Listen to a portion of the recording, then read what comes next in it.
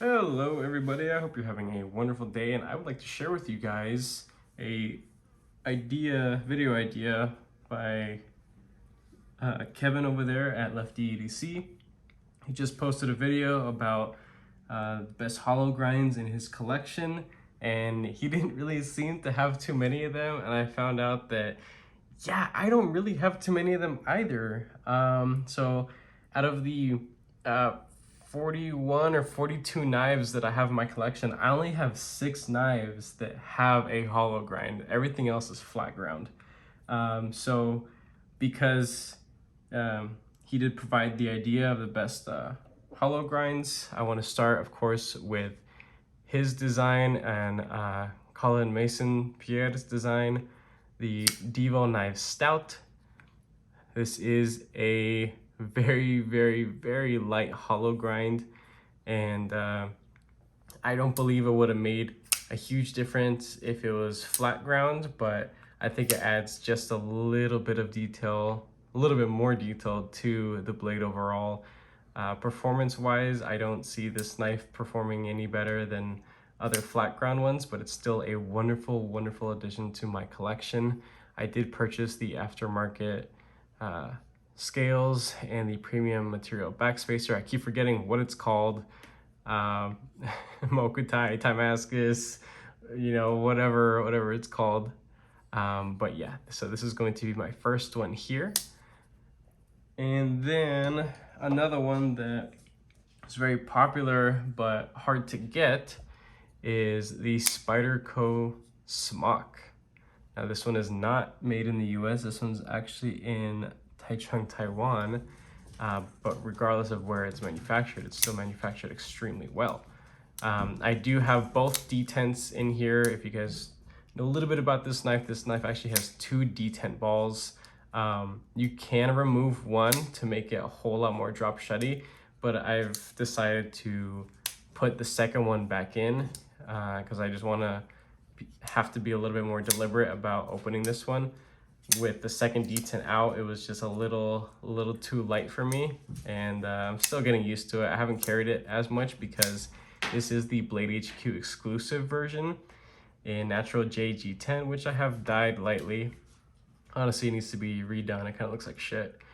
And M4 blade material. Now, I should have waited a month or so because they came out with a titanium nitride coated one, which would help with rust resistance. And yes, this is the only example I have in my collection of M4 or other knives that actually has rusted a whole lot on me. I have taken the coarse side of a basic kitchen sponge to it to help get rid of those the speckling.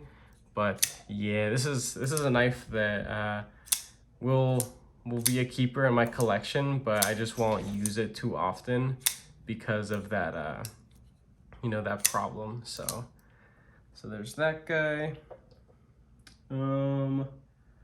A favorite amongst, I guess, enthusiasts or beginners, or in the more budget territory, is going to be the Civivi Knives Elementum. Now this one, I don't know if it was an exclusive of Blade HQ, but this was the now discontinued S35VN and Natural JG10 variant. It is a hollow grind. It does perform very well. I enjoy using this knife when I do actually carry it.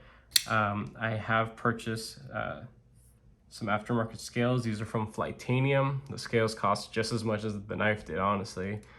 And then the Civivi branded aftermarket titanium clip. So this is my fully dressed Civivi Elementum, and it was a joy to build it and accomplish this little build. There will be more stuff done to it in the future. I just don't have the time or the funds at the moment to be doing that kind of stuff. But yeah, it's definitely a good knife in my collection that has a pretty good hollow grind. And I have seen some of the other ones that are finished in like a satin. And that's one of my favorite things about hollow grinds, is that they look really, really good. And I think it's just an aesthetic thing more than a functionality thing. There are some elementums. I think it was the premium elementum button lock, the one in 20 CV and titanium scales. It is still branded as a Civivi, but it was like $150 knife. And that one actually has a flat grind. That is a knife that I am interested in the future, if it hasn't already been discontinued or out of stock. But it's a little bit larger than this. It has the button to open and close, and it has a flat grind versus the hollow grind. Also the same blade finish as on this. I think this is a stone wash. But yeah, I think personally hollow grinds are just for aesthetic, and maybe adds just a little bit of edge performance. What else?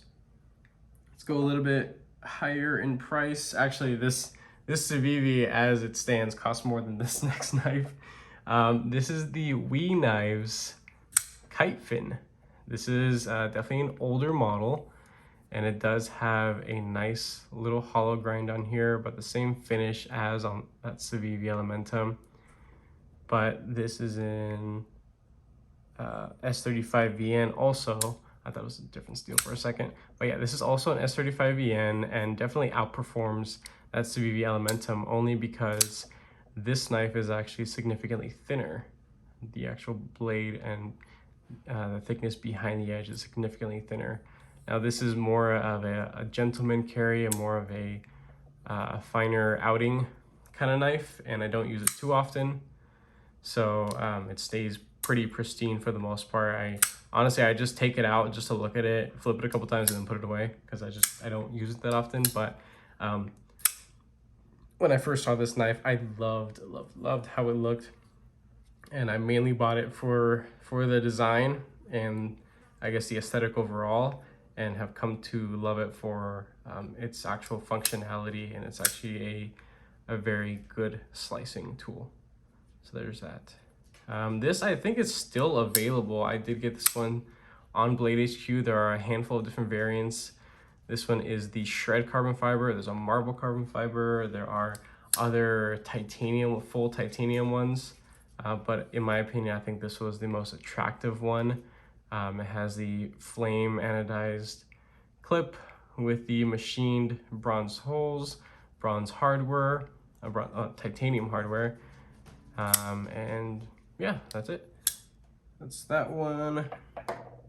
Now back to two more Civivis for the last ones. This is the Civivi Knives Backlash. This is one of the 3 of Civivi's first models ever put out when We Knives decided to create Civivi as a budget line.